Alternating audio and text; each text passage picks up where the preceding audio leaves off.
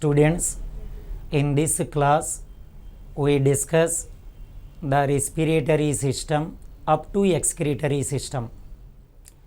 As we observe the previous EAMCET examination papers, from the respiratory system, circulatory system, excretory, nervous system, endocrine system, development of rabbit. From each topic we are getting 1 mark. Particularly in the respiratory system, regarding the structure of lungs we are getting 1 question. And from the musculoskeletal system, from the respiratory system, circulatory system, excretory system, musculoskeletal system, reproductive system, nervous system, endocrine system. From these systems, from each system we are getting 1 question. Now as usual, while we are discussing the each and every question, regarding the each and every question we have to discuss some important points. First of all, we have to discuss the respiratory system. Now as we observe the respiratory system, in case of reptiles, aves, mammals, in these 3 animals, in the embryonic stage, rudimentary gills are present. It means both in the embryonic and in the adult stage, what type of respiration is going to observe, we know that is pulmonary respiration. The pulmonary respiration is brought by pulmonary organs. What is the other name of pulmonary organs? The lungs. Now here we go a bit in depth. What are the vertebrates in which pulmonary respiration, pulmonary organs, pulmonary arteries, pulmonary veins first developed? Again I am repeating. What are the vertebrates in which pulmonary organs, pulmonary arteries, pulmonary veins, pulmonary respiration first developed? The answer is the dipnoi fishes. In dipnoi fishes, the air bladder acts as a lung. And now we have to discuss one by one question. Now we go for the first question. Pseudostratified epithelium.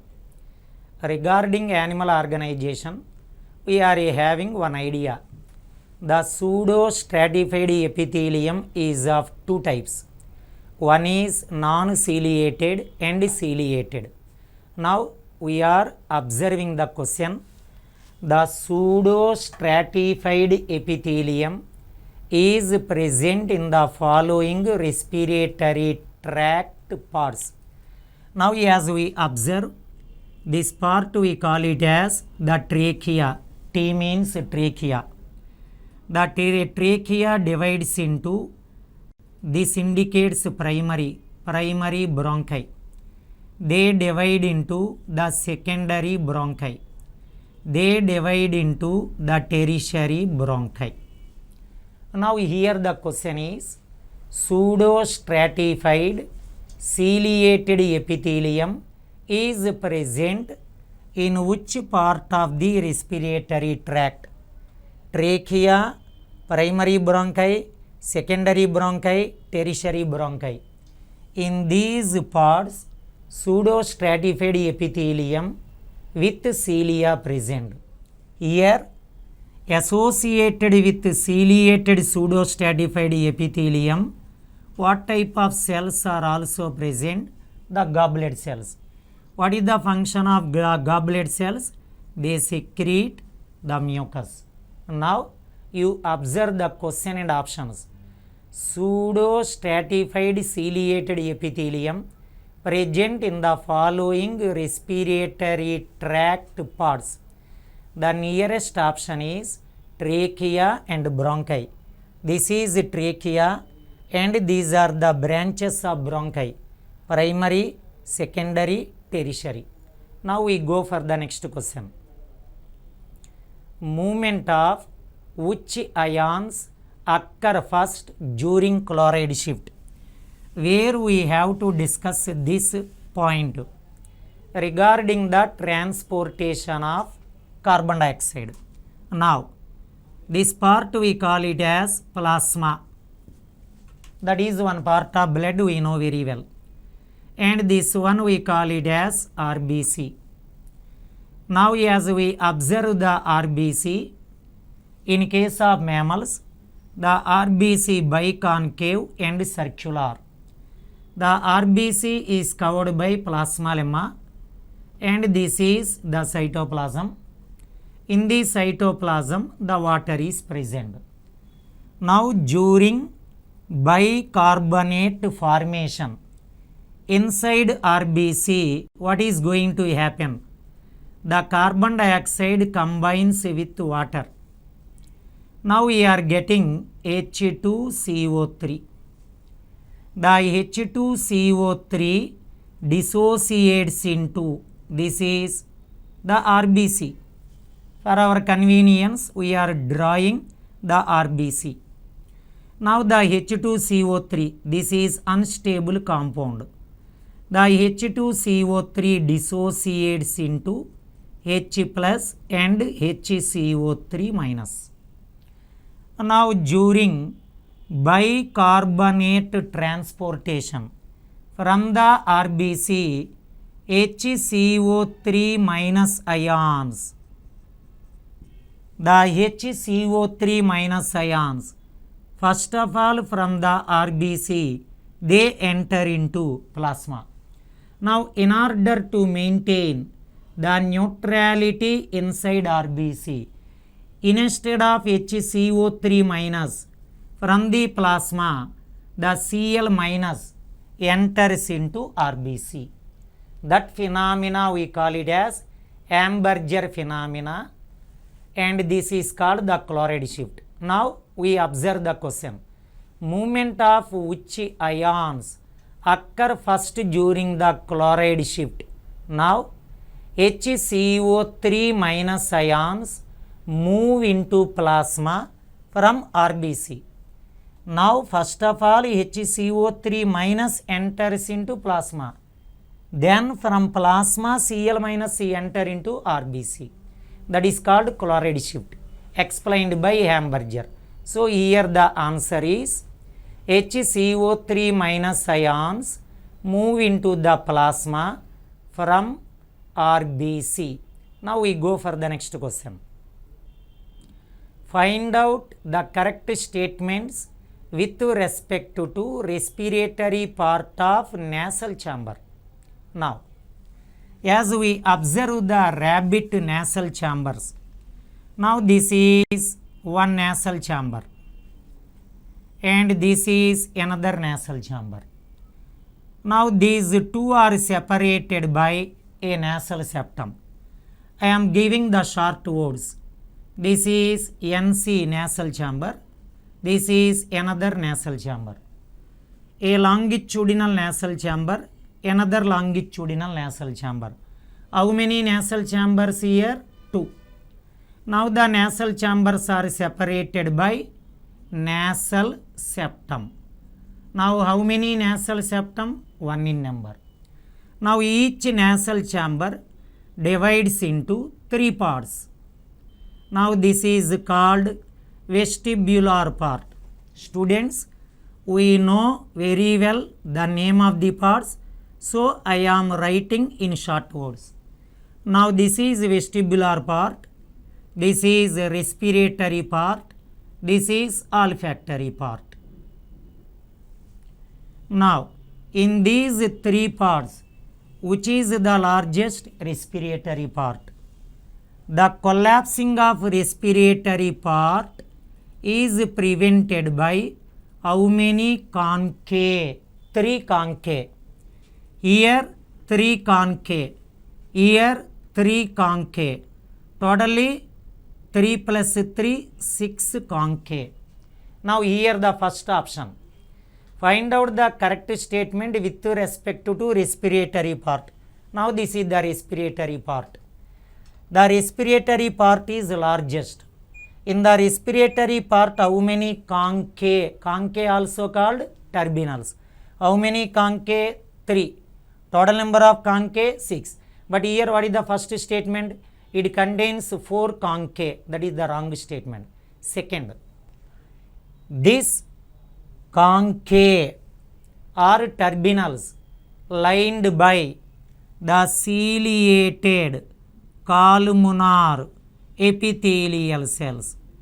Each turbinal are concave lined by ciliated columnar epithelium. Second statement correct. Third, this respiratory part acts as natural air conditioner.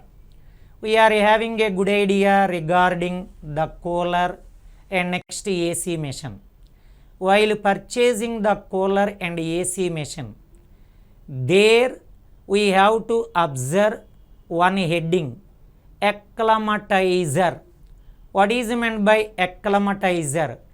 Depending upon the environment, the working of cooler and AC machine changes.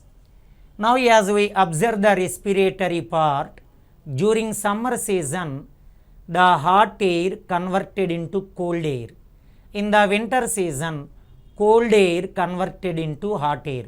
That means depending upon the environment, the working of respiratory part changes.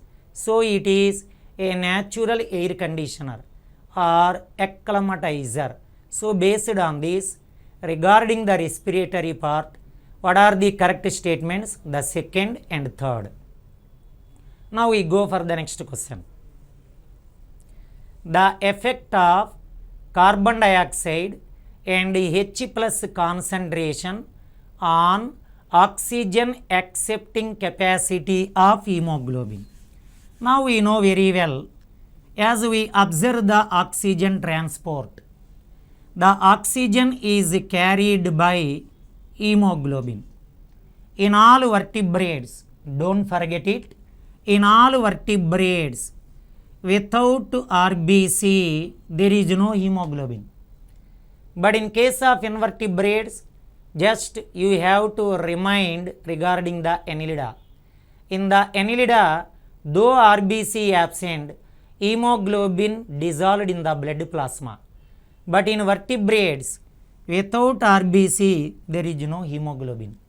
Now the oxygen carried by hemoglobin. Hemoglobin is said to be oxygen carrier. One hemoglobin carries how many oxygen molecules? 4 oxygen molecules. Whenever the hemoglobin carries 4 oxygen molecules, the hemoglobin is said to be saturated. Here the student gets one doubt. What is meant by saturation? Nothing but maturation. If hemoglobin completely matures is also called saturation. Whenever the hemoglobin 100% saturated, it carries how many oxygen molecules? 4. If it is not fully saturated, it carries less than 4 oxygen molecules. They may be 3, they may be 2, they may be 1. And now, here the question is, the effect of carbon dioxide and H plus concentration on oxygen accepting capacity of hemoglobin. Now, in our body, suppose if more and more carbon dioxide is present, what is going to happen? You have to imagine. The carbon dioxide combines with the hemoglobin. So that whenever the carbon dioxide combines with the hemoglobin unable to carry oxygen to each and every cell. It means the transportation of oxygen by hemoglobin is influenced by carbon dioxide and H plus concentration. This concept explained by Bohr. Hence it is called Bohr effect. Now the answer is the second one. Now we go for the next question. Now the list 1 and list 2. 7% of carbon dioxide in the form of, you have to observe carefully the question. 7% of carbon dioxide in the form of FORM. B. 23% of carbon dioxide in the form of 3% of oxygen in the form of 70% of carbon dioxide in the form of. Now, as we observe the first one, oxygen. 3% of oxygen transported in the dissolved state, because the solubility property of oxygen is very less. 3% of oxygen transported in the dissolved state. Now we go for the carbon dioxide. 7% of carbon dioxide is transported in the form of H2CO3, carbonic acid. If much amount of carbon dioxide transported as H2CO3, what is going to happen? The pH decreases. That means acidity increases. Automatically, such increasing acidity leads to death of the cell. So, only 7% of carbon dioxide transported as H2CO3.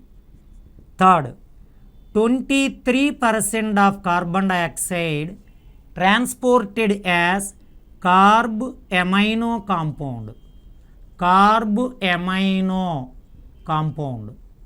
It means, as we observe the carbon dioxide combines with the protein part of hemoglobin, we are getting carb-amino compound. Now here, this one is protein part. The carbon dioxide combines with the protein part of hemoglobin, we are getting the carb-amino compound. In this form, how much percentage is transported? 23.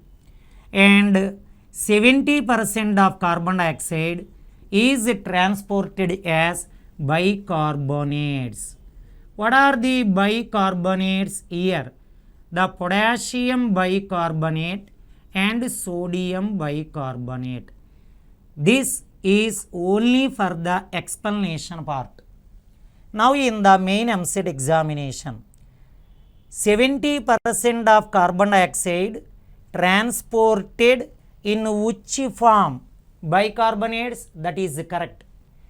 If in the options, one is potassium bicarbonate, one is sodium bicarbonate, both are correct. But out of these two, what is the more appropriate? Much amount of carbon dioxide transported as sodium bicarbonates. Now based on this information, what is the correct answer for this question is the third option. Now we go for the next question. Assertion. Percentage of saturation of hemoglobin with oxygen is high in lungs. Now students, we know very well. What are the lungs? The lungs are nothing but the respiratory organs. Now, at respiratory organs, the oxygen partial pressure is more. PP means partial pressure. At respiratory organs, oxygen partial pressure is more. Whenever oxygen partial pressure is more, automatically the oxygen combines with hemoglobin, we are getting the oxyhemoglobin.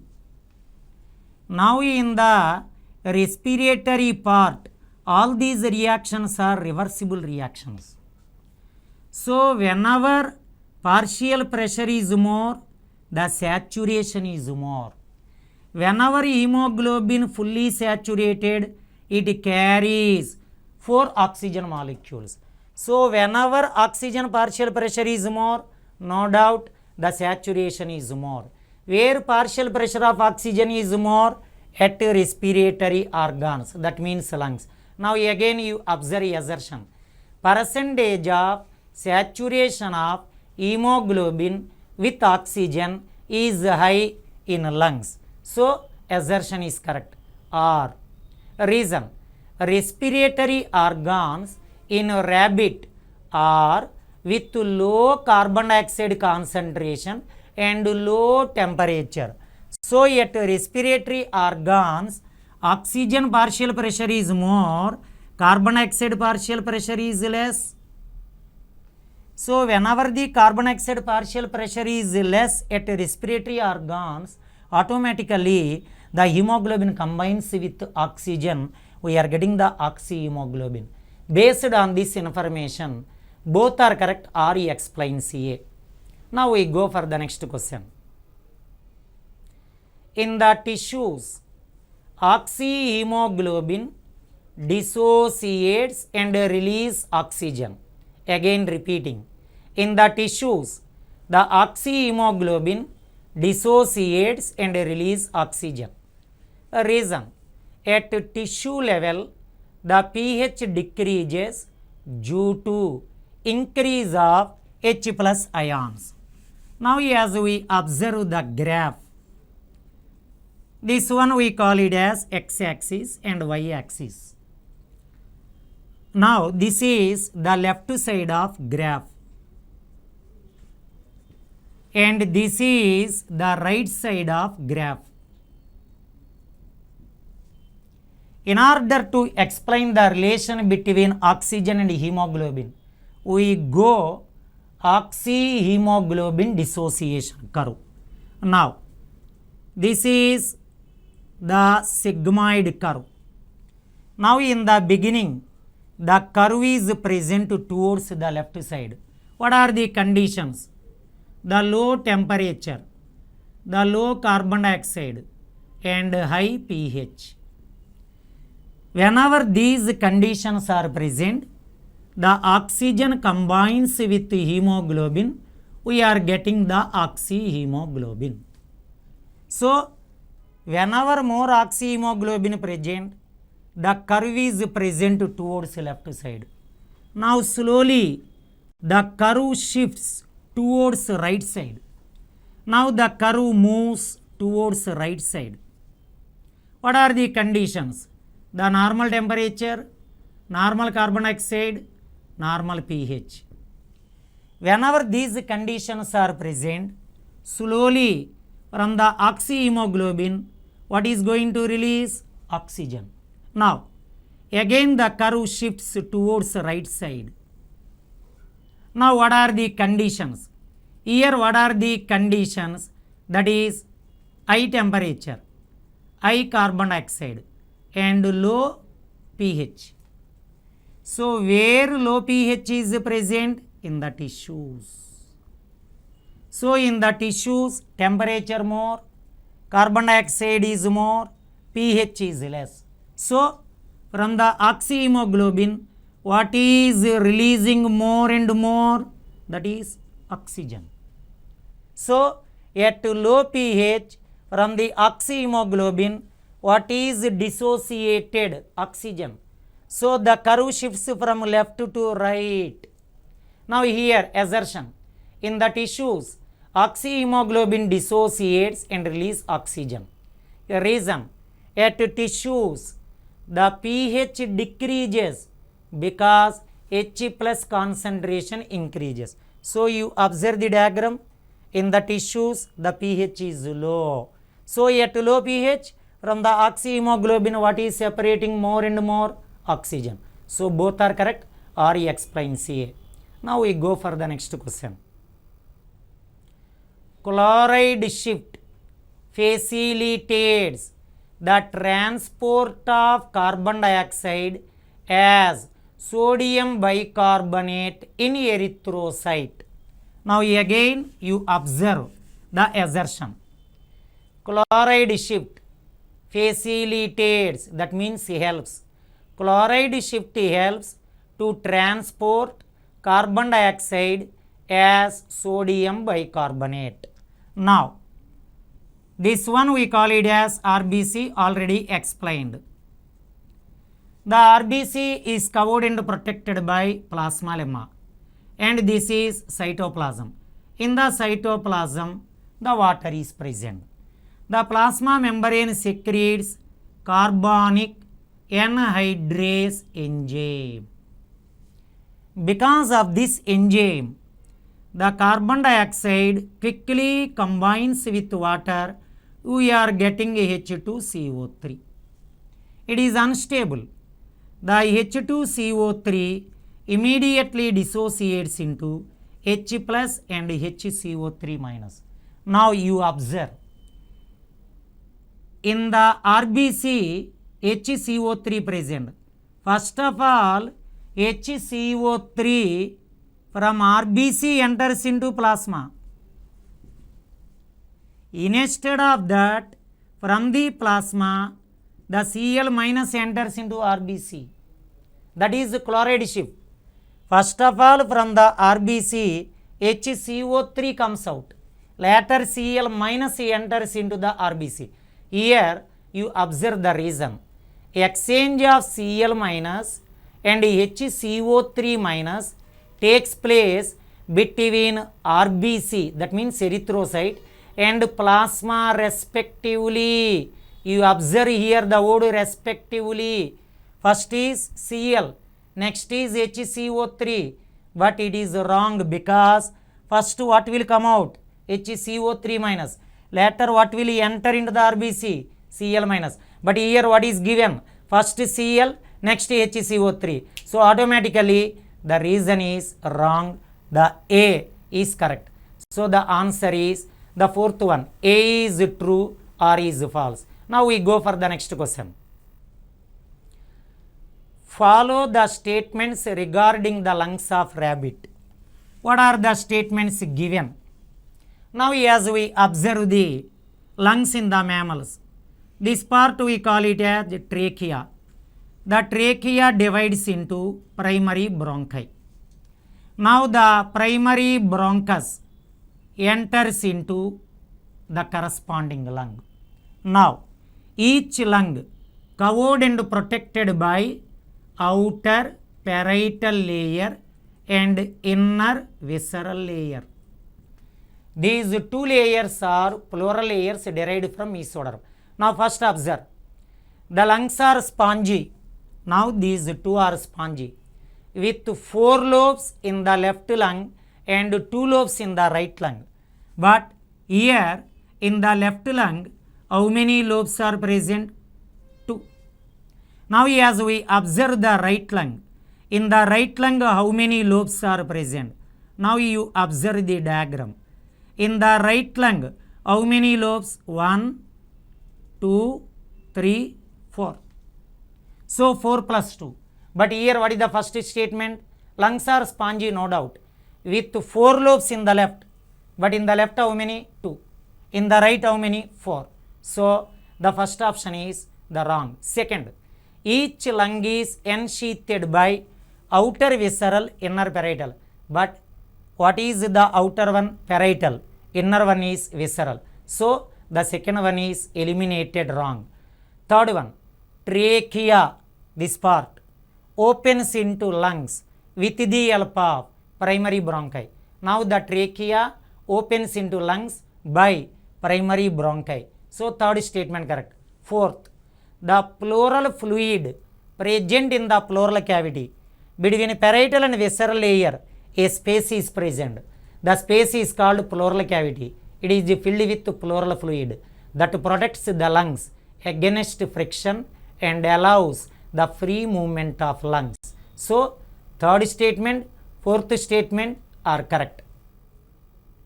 Now we go for the next question. Choose the correct statements. First statement, respiratory part of nasal chamber. We already discussed. Now this one we call it as, what we call it as? Nasal chamber. In the nasal chamber, the first one is vestibular part. The second one is respiratory part. Third one is olfactory part. So out of these three, which is naturally air conditioner? The respiratory part. Now first statement, the respiratory part of nasal chamber acts as natural air conditioner. First statement correct. Larynx supported by 4 cartilaginous structures. Now this part is trachea. At the anterior end of trachea, here what is present? The larynx. The larynx is called voice box. The larynx is made by how many cartilages? 4 cartilages. One cartilage we call it as the thyroid. The second one we call it as arytenoids. And the next one we call it as cricoid. Now students, you have to observe number of thyroid cartilages 1, arytenoids 2, cricoid 1. So larynx is made by how many cartilages? 4. So the second is correct. Third, vocal cords are made of fibroelastic connective tissue. Now between ventral thyroid and arytenoids, what are present? 2 vocal cords. Now between the 2 vocal cords, what is present? The rima glottis, that is an opening. So whenever the air passes through rima glottis, now this is one vocal cord, another vocal cord. Between 2 vocal cords, a small opening, that is called rima glottis. Whenever the air passing through rima glottis, the vocal cords vibrate, the sound is produced. So the third statement is correct. The fourth one, extensive branching from trachea resembles inverted tree. Now this part we call it as the trachea. Trachea divides into primary bronchi. They divide into secondary bronchi. They divide into tertiary bronchi. Now they divide into primary bronchioles. They divide into secondary bronchioles. They divide into tertiary bronchioles. And they divide into terminal bronchioles. They divide into respiratory bronchioles. They open into alveolar duct. That opens into atrium. Now you observe this diagram. It appears to be inverted, the tree. So the fourth statement is also correct. Out of these, what is the wrong one? That is the first one. Now we go for the next. The next question. Now here, blood vessel which do not arise directly from the left systemic arch. Blood vessel which do not arise directly from the left systemic arch. Now this is the 4-chambered heart. This is right atrium. This is left atrium, right ventricle and left ventricle. Now from the anterior part of left ventricle, the left systemic arch arises. This is left systemic arch. The left systemic arch present only in case of mammals. Now from the base of left systemic arch, the coronary arteries arise. And this is a nameless artery, that is called innominate artery. Innominate artery, that is nameless artery. And this is left subclavian artery. Left subclavian artery. Now you observe, left subclavian artery arises from left systemic arch. Coronary arteries arise from left systemic arch. Innominate artery arises from left systemic arch. Now it divides into the right carotid artery, left carotid artery. Now from the base of right carotid artery, what will arise? The right subclavian artery. Now you observe the diagram. Here the right subclavian artery does not arise from the left systemic arch. It arises from the base of right carotid artery. Now here we observe blood vessel which do not arise directly from the left systemic arch. These are coronary arteries arise from left systemic arch, Left subclavian artery arises from left systemic arch. Innominate artery arises from the left systemic arch. What is the next one? Right subclavian artery that arises from the base of right carotid artery but not from the left systemic arch. Now we go for the next question. If the stroke volume of left ventricle is 70 ml in a mammal and number of beats per minute is 140, then what is the cardiac output of left ventricle in that animal? Now as we observe the working of heart, this is the cardiac output, COP. Cardiac output is equal to stroke volume into the number of the beats. Generally per minute number of beats 70 or 72. Now what is the stroke volume? The amount of blood pumped by ventricle. Number of ventricles 2.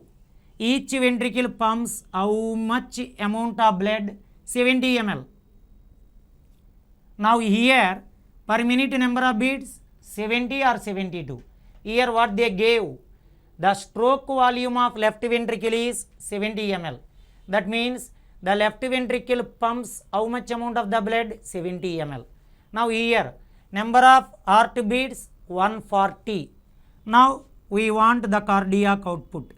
70 ml into 140. Now we are getting the what is the answer? 9800 ml per minute. So 70 ml into 140 beats. Now we go for the next question.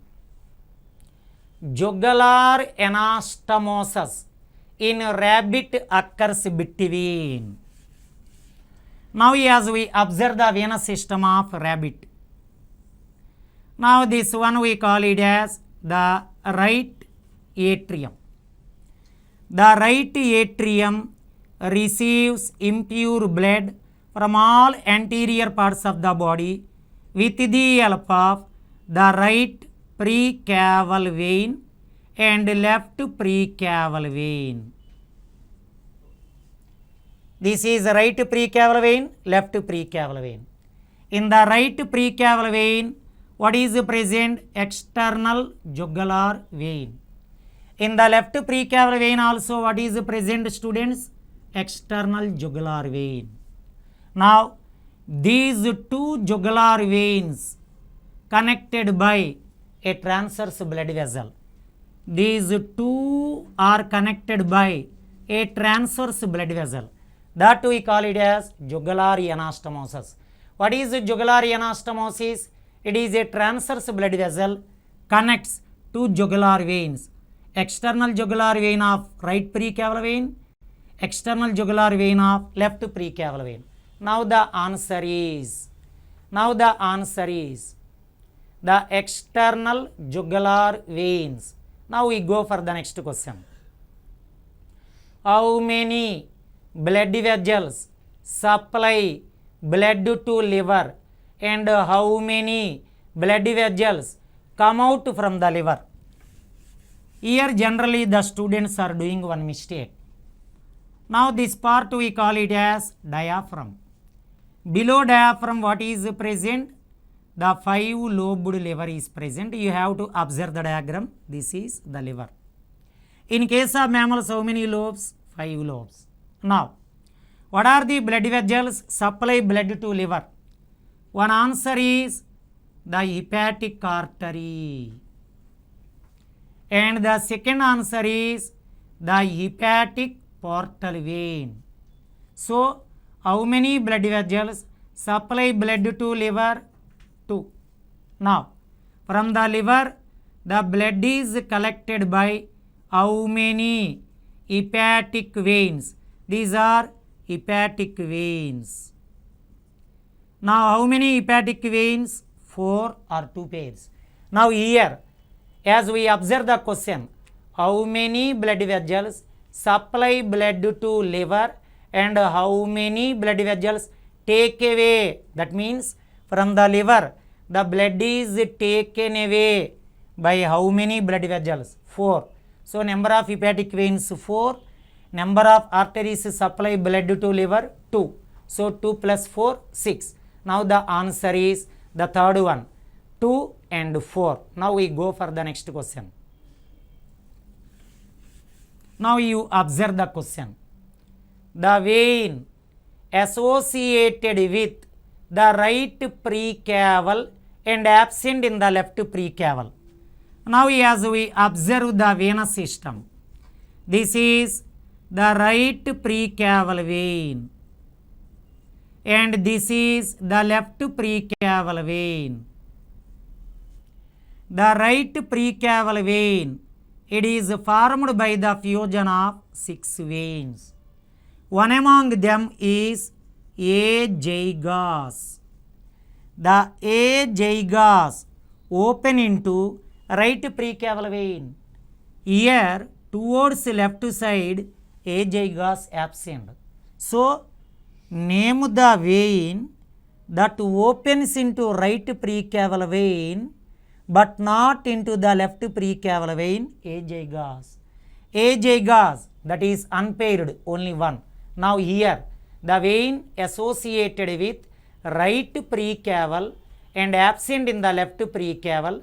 One is internal jugular vein present in both, external jugular vein present in both, subclavian present in both, azygos present only on the right side but absent on the left side. The answer is the third one, that is azygos vein. Azygos vein. Correct answer is azygos, not external jugular vein. The correct answer is azygos. Now we go for the next question.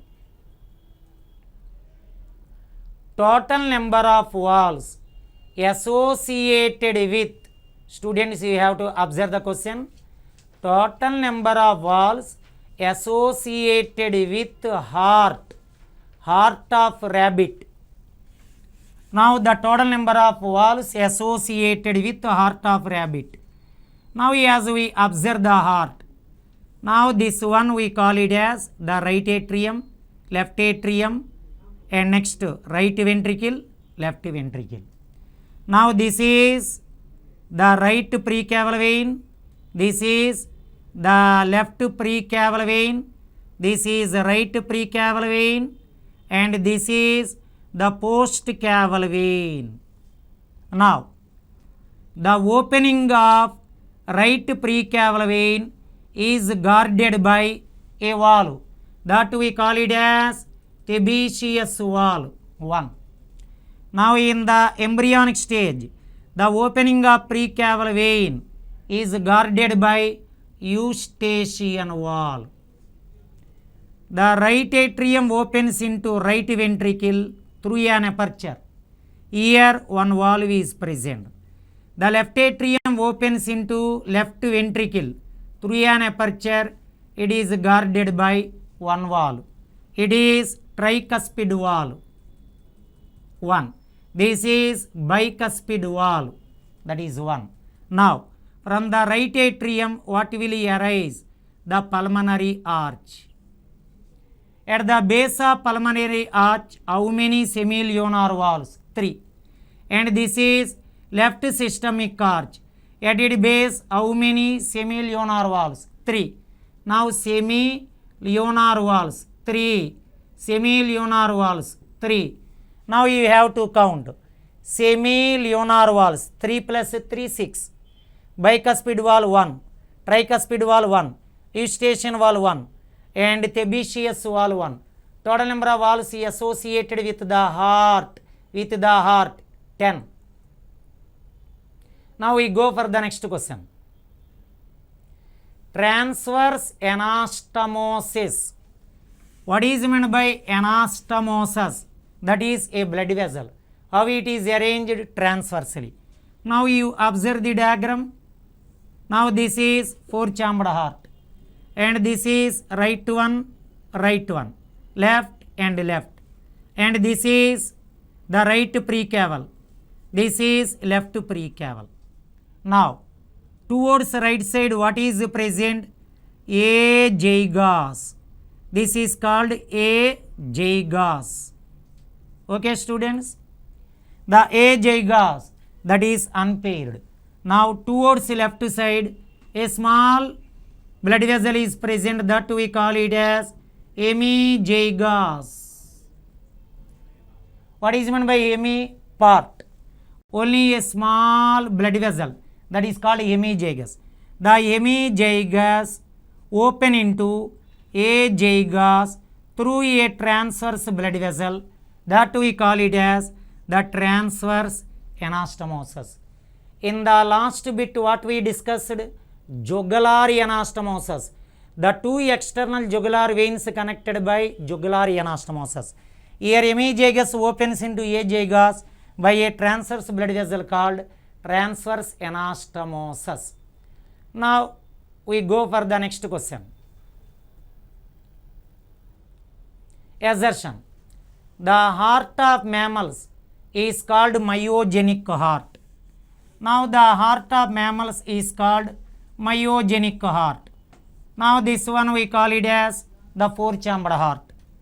Now this dot indicates the SA node and this dot indicates AV node. Okay, students? Now the heart is made by what type of muscle? The cardiac muscle tissue. Now SA node, AV node, the two nodes are made by what type of muscle tissue? Cardiac muscle tissue. And now the heartbeat is started by SA node. This is the pacemaker. So in case of mammals, the heart is myogenic because the heartbeat under the control of muscle tissue. Here what is the muscle tissue? Cardiac muscle tissue. That cardiac muscle tissue is in the form of SA node, AV node. Here what is the pacemaker? SA node. So assertion, heart of mammals is called myogenic heart. For this assertion, what is the correct reason? The heartbeat under the control of muscle tissue. But here what is the reason? The two ventricles separated by interventricular septum. Now these are two ventricles. Now as we observe the ventricles, the two ventricles are separated by a oblique septum, that is called interventricular septum. So A and R are correct, but R does not explain CA. Now we go for the next question. Assertion. Calcium ion removers are used in storing the blood in the blood banks. Now, as we observe the blood banks, in the blood banks, the blood is stored for some time. But what is the property of the blood? As long as blood is present in the blood vessel, it does not coagulate due to the presence of heparin. Once we are getting injury, the blood vessel is cut off, the blood oozes. Within 3 to 6 minutes, the blood is going to coagulate. That is the property of the blood. But as we observe the blood banks, in the blood banks for 15 to 20 days, the blood is stored in the fluid state. How it is stored? Now, in the blood banks, the blood is mixed with the artificial anticoagulants. What are the artificial anticoagulants? The sodium oxalate and sodium citrate. Now, in order to store the blood in the blood banks, the blood is mixed with artificial anticoagulants. One is sodium oxalate, one is sodium citrate. Whenever the blood is mixed with these artificial anticoagulants, what is going to happen? In the blood, the calcium ions inactivate, because for the coagulation of blood, what is required? Calcium ions. If they are inactivated, there is no process of blood coagulation. The blood is in the fluid state. Now you observe the assertion. Calcium ion removers are used in storing the blood in blood banks. That is correct. Reason: the calcium, that is a fourth factor. In order to coagulate blood, how many factors are required? 13. How many? 13. In the 13, recently what is omitted? The sixth factor. But anyhow, how many factors are required? 13. In the 13 factors, what is the fourth one? The calcium ions. The calcium ions play in the extrinsic, intrinsic way to coagulate the blood. So, both are correct. Or explains A. Now we go for the next question. Find wrongly quoted among the following statements regarding the veins in rabbit. Now we observe the first statement. Blood in hepatic veins contain more amount of urea. Now this part we call it as the liver. From the liver, these are called the hepatic veins.